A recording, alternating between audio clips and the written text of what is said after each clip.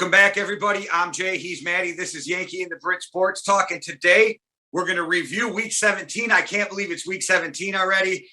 Maddie, you and I are literally like a month away from doing this a year, which is crazy to me. Like, we're coming up on some big stuff.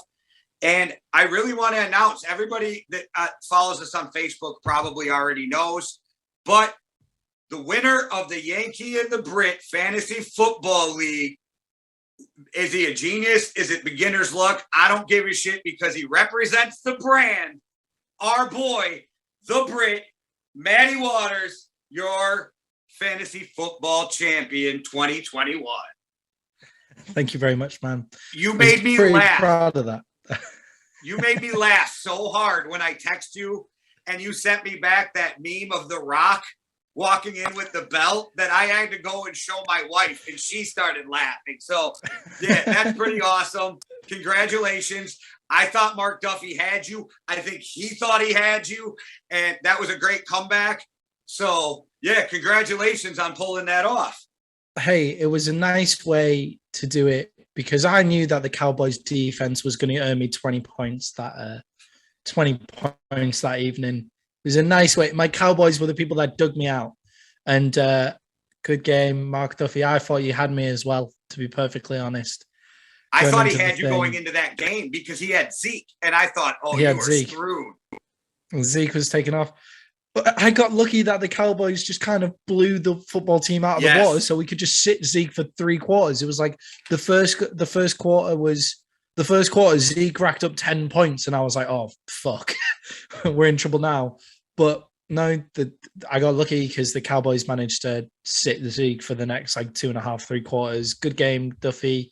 Good game to everybody. I promise we weren't cheating either. It wasn't just because we wanted one of us to get the ring. Well, no, you can't cheat. Yeah. And I got my ass whooped. So if I was going to cheat because I'm the one running it, it wouldn't have been you who won. Anyway, well, Maddie, I am virtually awarding you the championship ring right here now on the show. So this is yours. Congratulations. There will be a plaque with your name on it. Fantasy Football Champion 2021, Yankee and the Brit. And then, you guys, I said this before, everybody who played this year who wants back in, when we post it for next year, let us know. New people who want in, let us know. If it's big enough, we can always do 2. If not, you can go up to more teams in a league. We can figure it out. It was a blast. And if you have any ideas how to make it better, let us know because we're all for it. I did some stuff that I shouldn't have done this year where I didn't realize the bye weeks went later this year than ever before. So guys in the playoffs got fucked by having a bye. That's on me. That's my bad because we've never had this late of bye weeks. I'll learn from this and it'll just get better. So anybody who wants in, let us know. But if you were already in it this year, you get first dibs. So hit us up and we'll make sure that you get back into the league. And if we get enough people from both sides of the pond, then we can have British leagues, American leagues, and we can get the American and British league going up against each other the entire time. Like whatever you guys want to do, we can definitely do that. We just need to get more and more people involved in doing it. And to be perfectly honest, it made me enjoy the season a lot more. It got me really interested in games and otherwise I wouldn't be really interested in. And I feel like I have an inside track on a lot of my players now and a lot of the trades that I wanted to make. Like Austin Eckler. I never thought I'd be such a massive fan of Austin Eckler. And thank you very much, guys, for playing. And we'll see you next year. I'll be coming up with the prize for next year as the champion's duty, and it'll be staying in the UK, so I don't have to stay anywhere because it'll be me and Duffy in the final again, I'm sure. Oh, now we all know it was beginner's luck. Fuck that. U.S., there's no way we're going to let these 2 wankers back in, or tossers, or whatever they call each other over there. But we ain't letting them back in. We got to show some U.S. pride next year. And we're going to set it up so the winners of each division, I think, will go in. So it'll be a U.S. bracket and a U.K. bracket if we can. But that might change as more players get in. That's just some rough stuff we have in our head. One other thing before we move on, just shout out in a moment of silence for the loss of a great, great man who did a lot for the NFL. And I know a lot of people only know him from his video game, but shout out John Madden. Like, dude, rest in peace, rest in paradise, whichever way you go with that. But shout out John Madden. You brought us a lot in the world of football and a lot in the world of video games. And it's just a sad time that right after his new documentary comes out, we lose a great football icon. Yeah, and it's a guy of like he's commentating from a generation before me. Like I never saw him commentate or anything like that, but I've watched the movie and the film that came out, and it's very sad to have lost a great at the game, a Hall of Famer down. Rest in peace, man. Yes. All right, Maddie. So no Thursday night games this week. We're rocking Sunday and Monday. That's it. Which little sad for me because I like to get more games in. I like that I get to watch more games live than go back and watch them. And I do watch them, but when you already know the final score, it's less exciting. Now I'm just watching to see what me and you are going to talk about, that kind of stuff. So I really like when I get more live games. But this game, the Giants and the Bears, now this has zero to do with the NFC North, which everybody's going to think it is. I am picking the Bears to win, but I am cheering for the Giants. But the reason I am cheering for the Giants is because I go back to QB1 with Jake Fromm. I go back to a Netflix series with Jake Fromm. So I watched him go through high school. I kind of followed him a little bit at Georgia because of the show. So it's just, I want to see this kid play. That's for me why I'm cheering for the Giants. I think the Bears win, and I think Justin Fields has the best game of his rookie year, though, in this game. Yeah, I think the Bears win. I think it's down to the Giants being just straight garbage this year. Jake Fromm did play last week, and he got taken out for Mike Glennon, who immediately threw an interception on the goal line, Mike Glennon style. But if you're getting taken out for that guy, you probably didn't have the best. No, but they're talking about starting him again, and I want to see him play. I'd start him. Why not start the kid that may be shit rather than the old dude who is shit? Like, why not start? This is a question mark on Jake Fromm's inability to play the game. Personally, like, it was only a second week in the offense or something like that. Like, they brought him in for injury cover and those kind of things. So you give him the benefit of the doubt last week. I'd give him the benefit of the doubt to the end of the season, to be perfectly honest. I'd just play him the entire time. Looks. What if you strike gold? Not the most mobile. Hit gold on him? Yeah. It's like what if you find a guy that is the guy that you're kind of looking for, and even if he's not your franchise quarterback for the foreseeable future, you've got a reliable backup, like at least, or somebody to give trade picks out to if they're looking for those other people. So just play Jake Fromm, and then the Bears win, and I think. I agree with you. I think Justin Fields is going to have a massive game. I'm going to tell you. So I've been watching a lot of Fields, and I just like the hitch in his throat kills me. And it's going to take a lot of time for him to get away from that. But there is some throws where he's not doing that anymore. So they are coaching it. And I know when shit goes sideways, muscle memory kicks in and you go back to that weird shit. So that's why we see it once in a while. But if he keeps working at it and he gets that out, I think he's got to I think that was his big, and I'm not a quarterback guru, but I think that was his big part of why he's inaccurate sometimes. And I think he needs better coaching, which I think he'll get next year. I think it's a good thing for him to get some more playing time. And I think we're going to see more out of him than I probably expected at the beginning of the year. I think if there's anybody whose fantasy leagues is still going on, I'd look at Justin Fields this week. If you have a deficit at quarterback, like if you have a quarterback that isn't quite doing it for you and you just need a big strike because you're down in the two legs, I think you're going to get possibly a really big fantasy football game from Justin Fields. All right, Maddie, on to the Jags Patriots. Patriots win. Jags are in turmoil. I don't know what else to even say. Patriots are going to walk away with this game, and the Jags are a team that are probably worse off now than they were in game one just because of what happened with their coaching staff. Yeah, it looked like they almost hit a turnaround around the London game.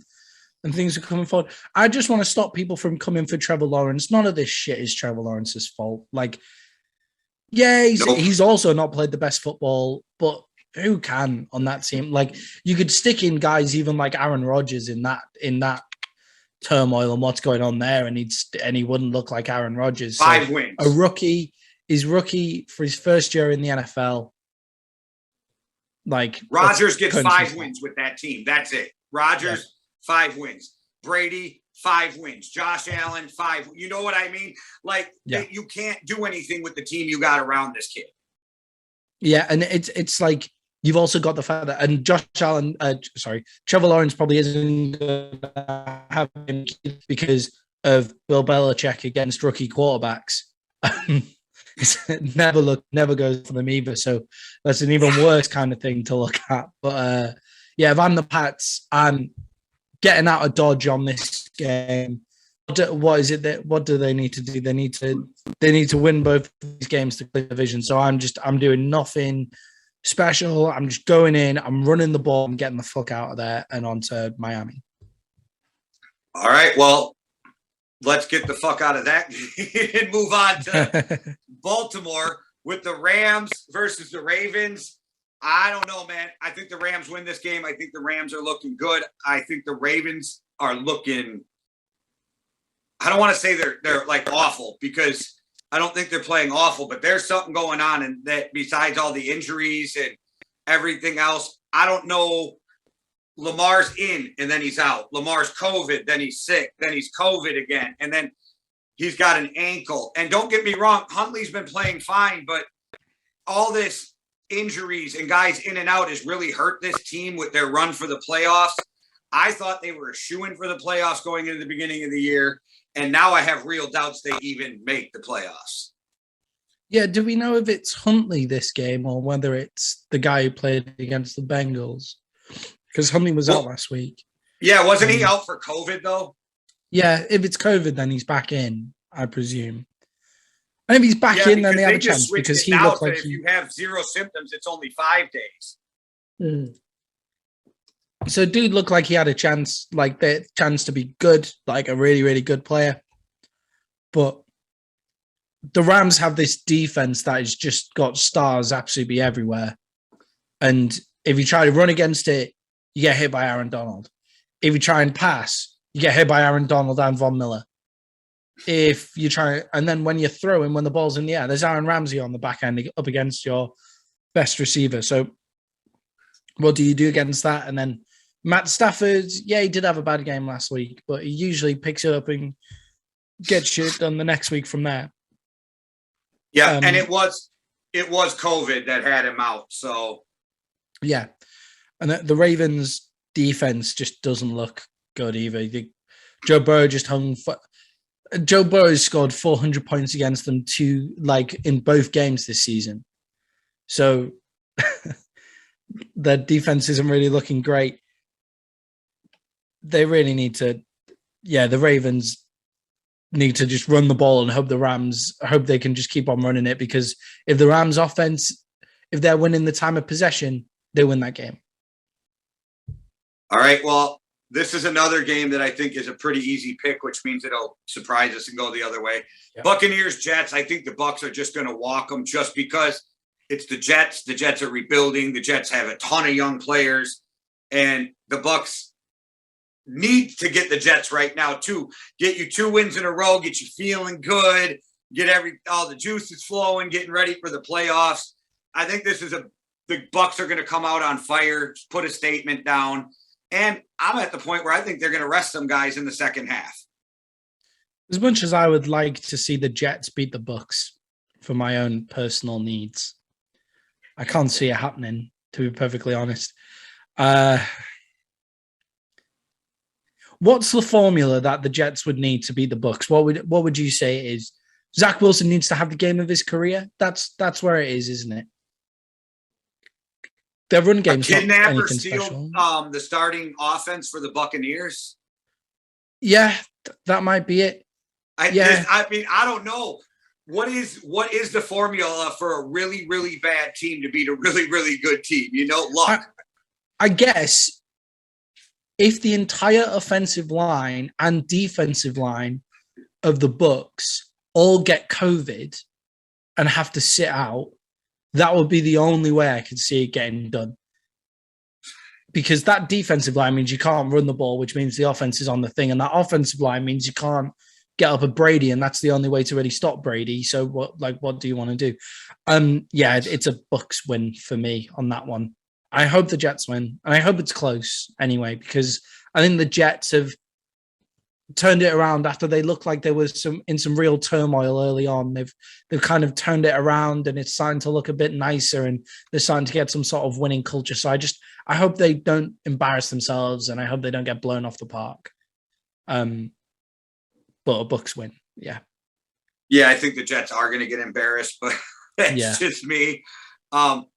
Another game, though, that's very helpful for one of the teams is the Falcons Bills.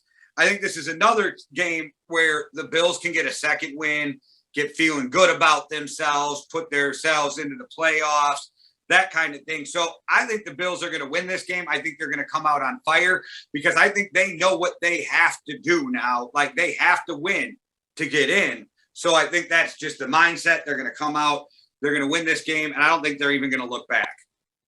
Yeah, I think this could be a bit of a sticky wicket for the I heard, by the way, just before I move on, I heard Mike Florio use the term sticky wicket, cricket term that, like a wicket is what you play on in cricket. And if it's sticky, then it's really difficult to maneuver the ball around on. So I thought that was just a British thing. It turns out it's an American thing anyway.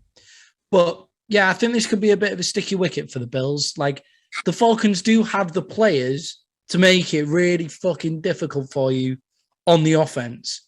And if they had any resemblance of a defense, they'd probably be a decent team, like pushing for the playoffs because of how their division's kind of shaped. But they don't have a resemblance of a defense. And the Bills have got Josh Allen. So Bills win for me on that one. But maybe a bit of a sticky wicket for the Bills there. Yeah, and it would help the Falcons if Ridley wasn't like sitting the whole year due to, I don't know what's going on. It was like mental health, like things he stepped away from, which is understandable. I'm just saying as a team, it would help if your number one wide receiver was there right after you traded away Julio Jones. Like, so. That core, though, is promising with Pitts, Patterson, and then Duffy playing Gage. I didn't know who the fuck Gage was until he started scoring 20 points against me in fantasy. That guy's good. That guy's good. If they had Ridley, then they'd be a much more dangerous team and probably a decent quarterback, like as decent as Matt Ryan is, probably a quarterback with maybe an element of mobility might help them with their offensive line woes at the minute as well. Well, Maddie, let's move on to a game of the Dolphins versus the Titans. I'm a personal believer that the Dolphins do not even win that game this last week if the Saints' whole fucking team wasn't out, but they did. I think the Dolphins are going to get slapped in the mouth by the Titans. I think people are overrating the Dolphins, and I think Tennessee is ready to make a run. They're about what way it looks 2 games from getting King Henry back. I think they know they got to win these, and I think they're going to come out angry. And I don't think the Dolphins are as good as people think they are. So I got the Titans winning this one. I think they're going to smack. I don't think it's going to be a 20-point blowout, but I think when it's said and done, you're going to look at it and go, that was some black and blue football, and Tennessee hit them in the mouth. Upset of the week alarm for the Dolphins beating the Titans. I'm warning you, don't do it. I'm picking the Dolphins to beat the Titans because I think the Titans do have the return of King Henry a bit too much on their map. Like, focus on the players that you've got now, man. Like, focus on the players, not the player that you're going to get back in 2 weeks. When they do get him back, they know if they win and get in to a good playoff spot with King Henry come back, they got a shot at the Super Bowl. So that's my thought is in your head, you're like, we got to win right now, and then we get our guy back. So do our job.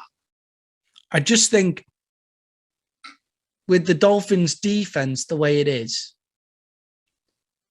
Ryan Tannehill has had a few games this season where he's forgotten how to play quite. He's gone back to his Miami Dolphin days, ironically, and not playing good quarterback at all.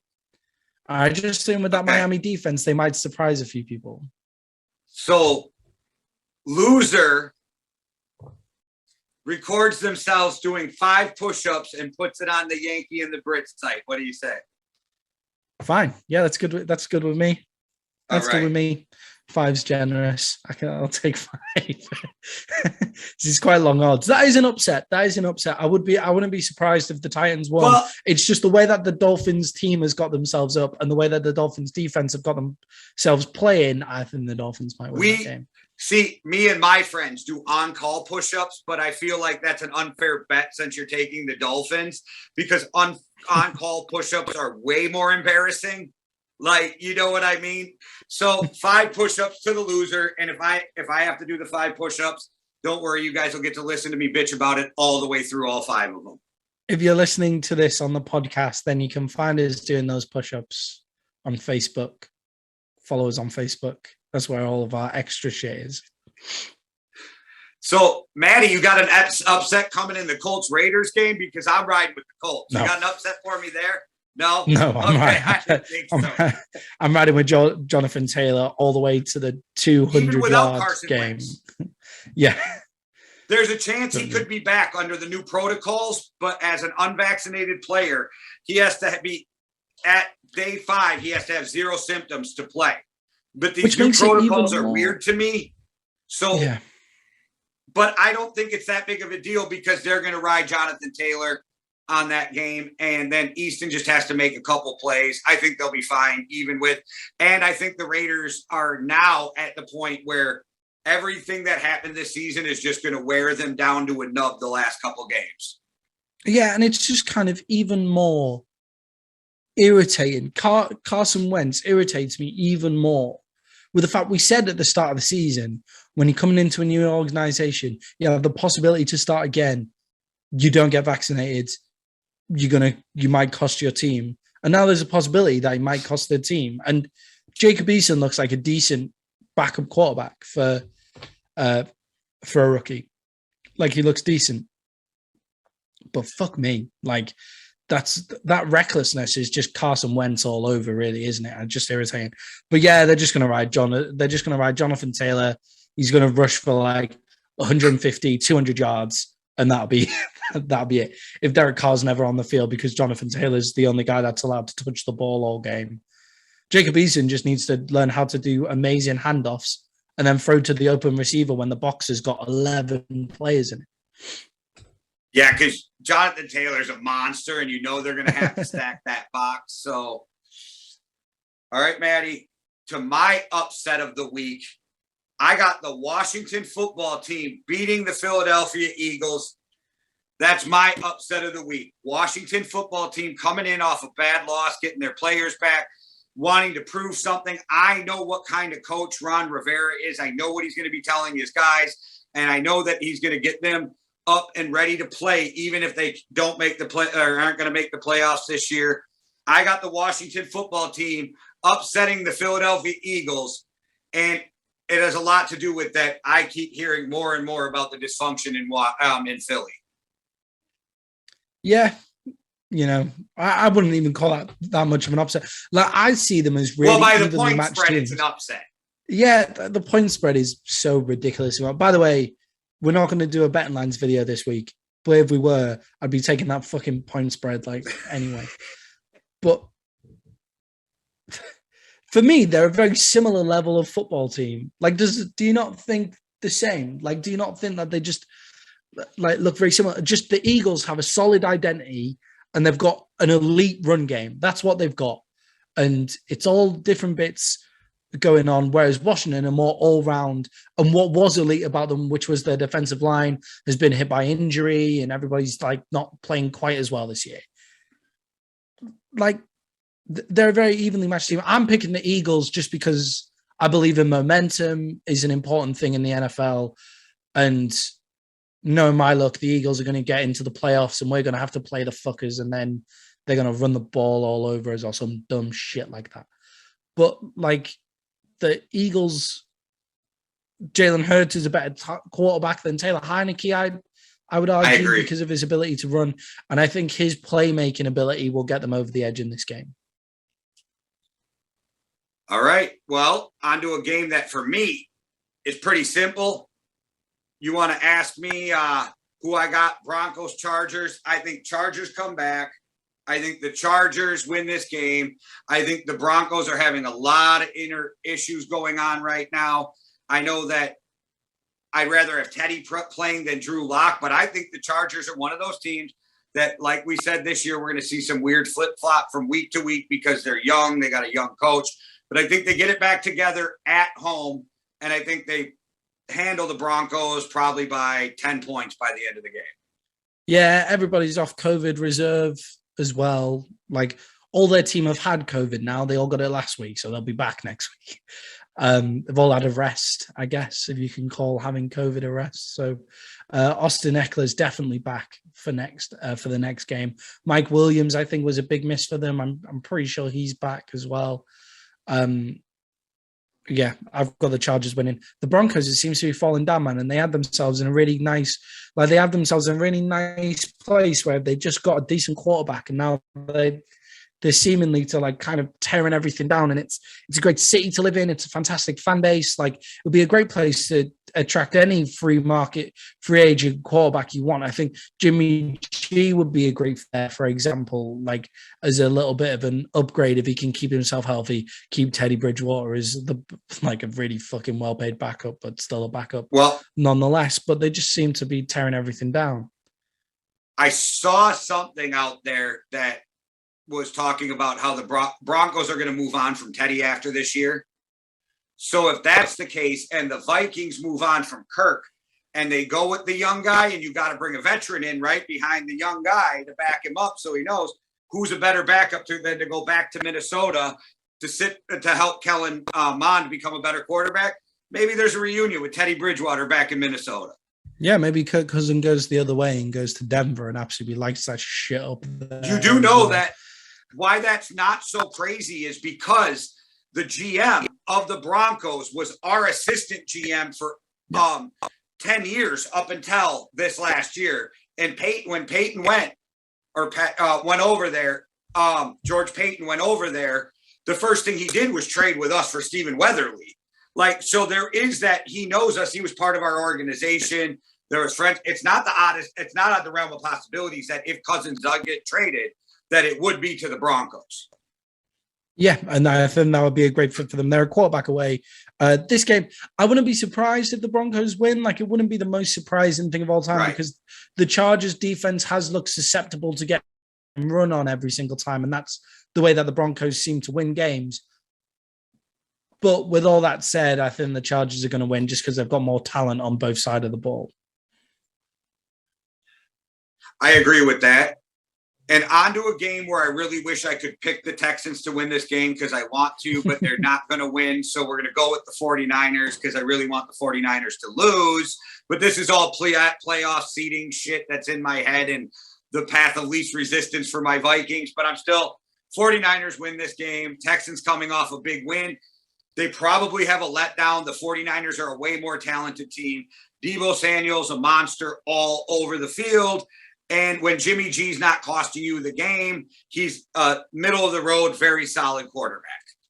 Yeah, the 49ers look like they're a much more buttoned up team than they were towards the start of this year. Their rushing is where we thought it would be. And that's kind of the way to get, if you're playing one of these teams where they're a potential banana skin, but they're just not very good, then you just run the ball for the first half and you should be up, because they won't have been on the field. So they're just going to run the ball and run the ball and run the ball again. And eventually the Texans will break and then it'll be game over. Yes, sir. That's pretty much how it's going to go too. If I had to call it, that would be my call on that. On to the Lions Seahawks. For me, I think this is Russell Wilson's last game playing in Seattle at that stadium. Wow. I think it's his last home game. I think he's out of Seattle after this year. Pete Carroll, I think, is trying to save his job by going publicly and saying they have to start over and rebuild a new culture. I think that's him trying to cling to that job. I think Russell Wilson's gone. And with that said, I think Russell Wilson loses his last game in Seattle to Dan Campbell's Lions. And I really do. I think Seattle's treading water. I think Seattle's like about ready to drown with their culture. And I think the Lions culture is going the opposite way. And they play tough and they never give up and they don't care how many wins they have. They only care about winning this next game because that's all they have for the Lions right now. I think they win. That's my upset, I guess my second upset, even though I don't really think it's an upset. It's only an upset because Russell Wilson's on the team, right? Yeah, I picked the Lions to win this game as well, which really? shows how little of an upset it is. Just because, yeah, I agree with everything that you just said. The Lions are on the way up. The Seahawks are on the way down. And who the fuck thought we would have said that at the start of the season? But this is where at the start of the season, we said, watch out for the Lions because they'll start to get good towards the end of the season. They'll have a terrible start to get good at the end. They're probably worth 5 wins this season, really. I think 2 wins is doing them pretty bad, to be honest, with how well that they've played. I think they're worth 5 wins by the end of the season. And this is where they could pick up a win where everybody will be shocked initially, and then they'll look back at it and realize what's really happened there. All right, Maddie, I don't think we need to beat that game to death because I want to hear your take on this next game. So Cardinals Cowboys, before I even say anything, I just want to get out your way. Go ahead. Dallas Cowboys for the win. That's right. Dallas Cowboys will take this game. I think they'll just carry that momentum. I think they'll carry that momentum forward. They've looked like a team this year that when the ball gets rolling, it starts to really snowball out of control. And I think this is a game that they definitely could win. That they've got the defensive pace to match Kyler Murray and the Arizona Cardinals. Like, there's a lot of quick and athletic players on that Cowboys defense that can get after. Like watching DeMarcus Lawrence, I didn't realize how quick he was until last game. And then there's obviously Micah Parsons as well, who's just lightning in every single position he plays in. And then that Cowboys offense can dice you up in every single way. It's something that we've said all game. Like they're on a decent winning streak right now, and people just don't seem to give them the credit for that. The Cowboys on a bit of the Cardinals on a bit of a downturn. They're a bit beat up. The Cowboys definitely on the up after last week's win, and then the Dallas Cowboys will win this game. So this is the game I did not pick until just now. Like I went back and forth the whole time, and this is what I'm going to say publicly right now. I'm picking the Cardinals to win this game on a comeback. But if the Cowboys win this game, I don't care what anybody says about the losing streak of the Cardinals. Personally, I feel like everybody needs to shut up, show their respect, because that is a defense out there that can fucking play. And that is offense that can put up points in bunches no matter what they just did the last 2 games. I think this is a rebound game for the Cardinals. I am not very sold on this. I am banking on the Cardinals defense, not the offense. Would not be shocked if I am 100% wrong. And I will get up on the Yankee and the Brit if the Cowboys pull this game off and let everybody know how crazy they are if they don't start giving the Cowboys some respect. Will we finally move up your power rankings if we beat the Cardinals? If you beat the Cardinals, I mean, without seeing what happens in other games, I definitely think you'd have to be in the top 5 without question. And how much higher than that would have to depend on, like, do the Packers lose? You know what I mean? Do the Bucs look silly? Like, there's all these teams up there. But, yeah, definitely, they would definitely be in the top 5, probably higher, right? Like, it's hard to say right now. But I definitely, if they come out and beat the Cardinals, I feel like they'll prove that they can beat these top teams when needed. Like, I don't care that they lost to the Lions. I don't care. Like, that just happens, right? Like, the Cardinals have proved over a long period of time that they have the talent and the studs at the right position. So if the Cowboys beat them, there's no more of this, well, you only beat bad teams. Well, like, you know what I mean? Like, and I know that you hear it, but again, from your point of view, like, how many fucking bad teams do we have to beat before, you know what I mean? Like, yeah. What do you have? 4 losses? 3? Four losses. Yeah. Like, you've only lost 4 fucking games. Like, what do people want, right? Like, and in any other year, this is the last year of the season or the last week of the season. So, yeah, I don't know. It's just crazy to me. So, I think the Cowboys, to win this game, need to come out, run the ball, and Dak needs to just keep plays alive. I don't mean he has to run, but with that defense, they're going to get at him. He just needs to keep plays alive. The Cowboys can win that game. I think for the Cardinals to win the game, it's all on the running game and then 5 or 6 plays out of Kyler Murray. I think the way that I looked at last game and what was really positive, like obviously we smoked a bad team, 50, like the Washington football team are not that terrible a team. They were in playoff contention until we beat the brakes off them last week. Like the 56, putting 56 points on that defense is no small feat. Well, maybe at the start of the season, ridiculous, that's what people thought. But the reason I got this as like that stepping stone, like matchup, let's see where we are game is because I think the Cardinals have enough talent to win the NFC. Now, I'm not saying they will because there's a handful of teams that do, but I think they have enough talent to be one of those teams. So if the Cowboys come in and beat them, I think they just prove they can beat some of the top teams and people will have to shut up. Yeah, and I think the most positive thing was in that first half, Zeke looked fresh. In the first half, Dak had 2 10-yard runs, and that's what we said that needed to happen for that offense to start taking it. All the plays not there, Dak takes off like he was doing before that calf injury. So the 2 plays we had questions over how fresh they were. They looked fresh for the first time since like about game 5 this year. So it was good to see them looking fresh, and that's why I think they eventually go on to win because I think they're coming into fitness at a time where the Cardinals their players are getting really badly beat up. Yeah, and I get what you're saying. What do people want? You got 11 fucking wins. What do people want? Like, So I'm one of those. I've been pretty hard on the Cowboys. I think a lot of it, though, you've heard me say is I think Dak wasn't fully healed. So, like, this is a game where it's that measuring stick game where I want to see the Cowboys against a team that I have a lot of faith in already. And then I think it's a good game for the Cardinals, too. Like, you can see where the Cardinals are at also. This is one of the games. This is one of 3 or 4 games that I'm most excited about watching. And it makes me excited that it will actually be aired as the game of the week in my area.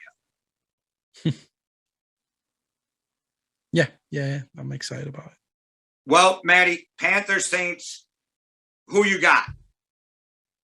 Well, in the potential to be a snore fest this week, the game that I'm possibly least excited about is the Saints Panthers, and I'm taking the Panthers in it. I figured. I don't know why. I don't know. I did. This was the one I put the least amount of thought into, and no offense to any New Orleans fans or any Carolina fans. Like, no offense to you guys. Your teams are just boring. Like, so yeah, it's difficult. The Panthers have a better recipe to win than the Saints do. If they have any of their 3 quarterbacks learn how to throw the fucking football, like, then they have a better recipe to win. Like, well, because they've just got more talent. I picked the Saints, and the only reason I picked the Saints was because I think Sean Payton's a better coach. That's it, hands down. Yeah. I didn't know what to do, and I agree with you. This is going to be a snorer, and I don't even know if I'll end up watching it, but I just picked who do I think is the better coaching staff because both these teams aren't looking good, and I think the Panthers are in more turmoil, so I just went with Sean Payton figuring out a way to win. Maybe Alvin Kamara will be the deciding factor on the Saints side of the ball as well. But if the Panthers find a way with any of their 3 quarterbacks to fucking throw the ball, then we'll be fine. But no, they won't find a way, and it'll be dead boring. Well, Maddie, Sunday Night Football, Green Bay, Lambeau Field. It's gonna be like 4 degrees here, which is like -17 for you.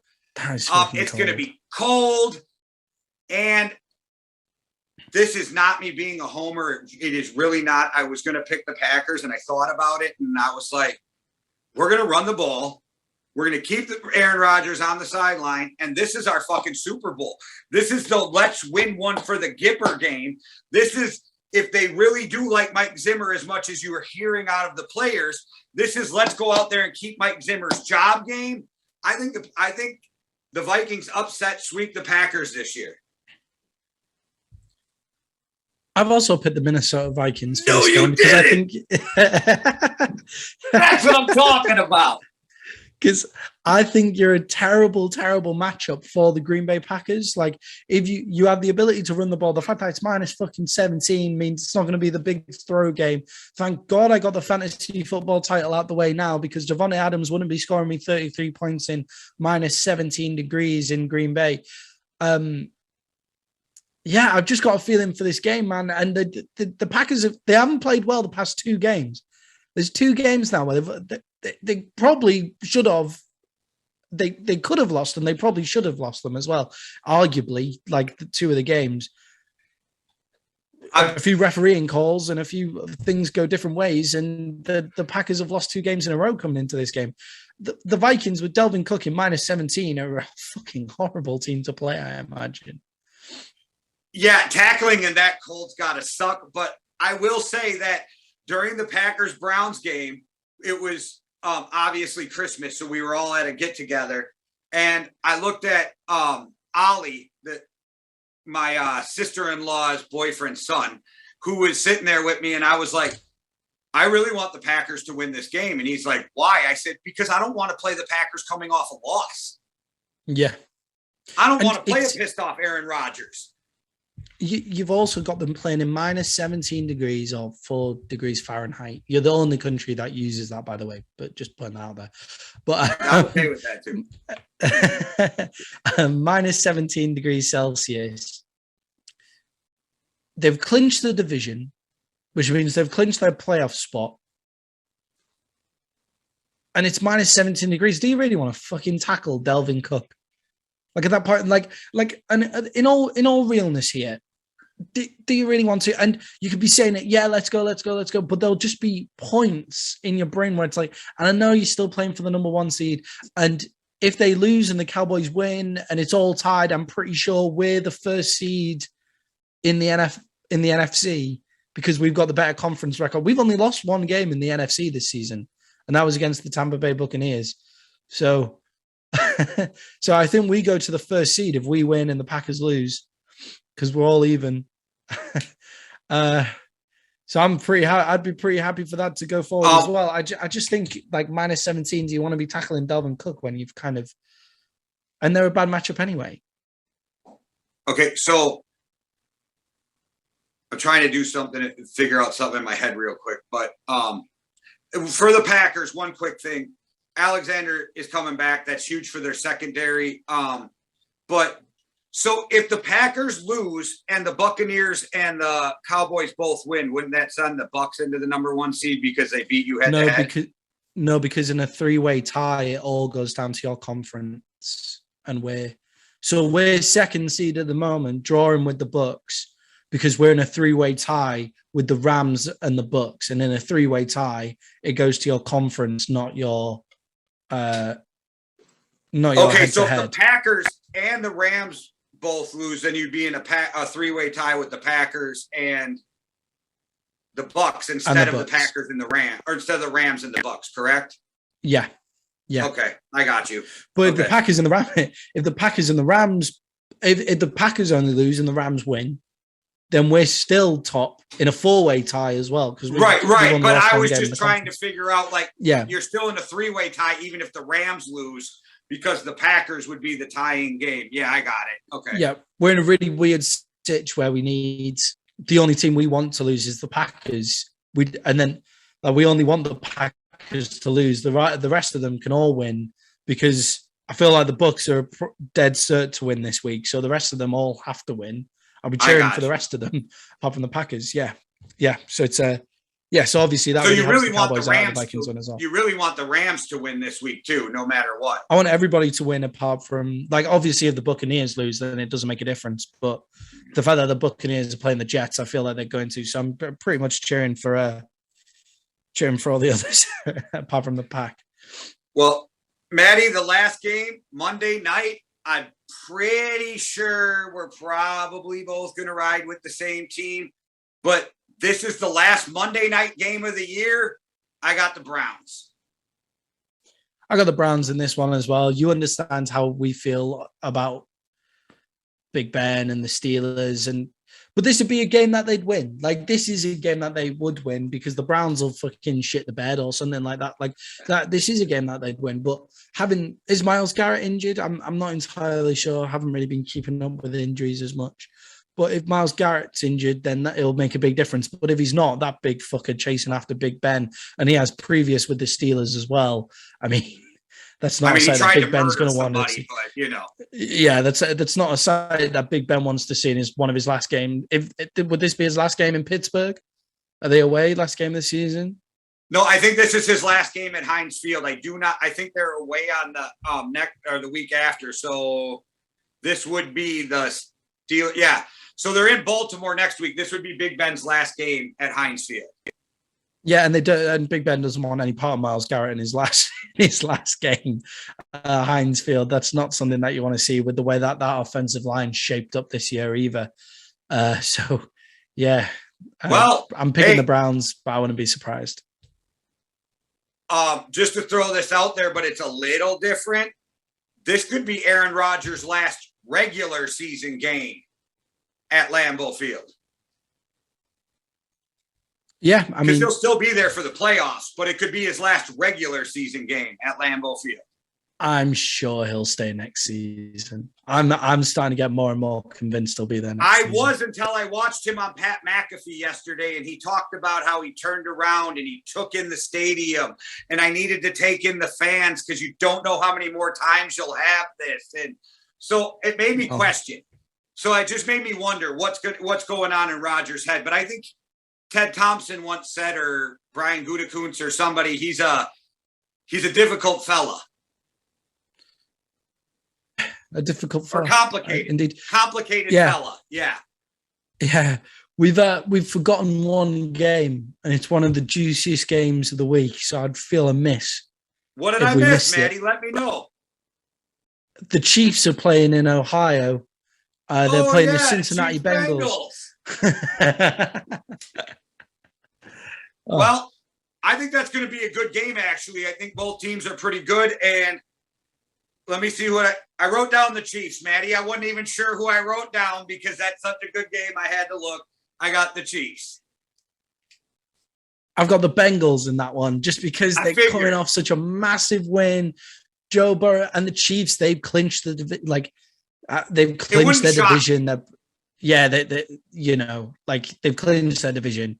The way to beat the Chiefs is you can run the ball against them. And if you can dice the Chiefs up a few different ways, that's the only way to do it. And the Bengals are able to do that. And you got Joe Mixon. I worry about the Bengals. Run the ball, keep Patrick Mahomes on the sideline. Yeah. Yeah. I worry about the Bengals defense a little against Patrick Mahomes, but we'll see what happens. It's coming to that point of the season where upsets are more likely, even though there's been upsets all year.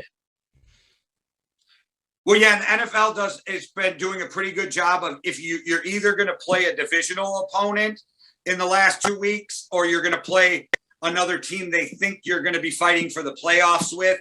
So they did a pretty good job with this one. I like the idea of seeing the Bengals versus the Chiefs week 17. I think it gives us a game outside of divisional games that's going to be pretty exciting. Yeah, and that could be for the first seed in the AFC. Isn't that crazy? Think about where we were at 3 weeks ago, talking about the Chiefs might be dead. What's going on with Cincinnati? They're not the team we thought they were going to be. And then now look at them, right in the mix for the number 1 seed. And that sums up this season in the NFL. Definitely does. All right, guys.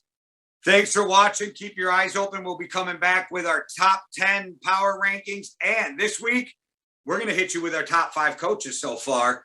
And I know that'll cause some problems because I've already seen people arguing over who's the coach of the year. So I can't wait to hear what you all got to say about that. Make sure you tune in and check us out.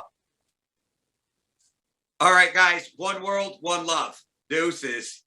Cheerio.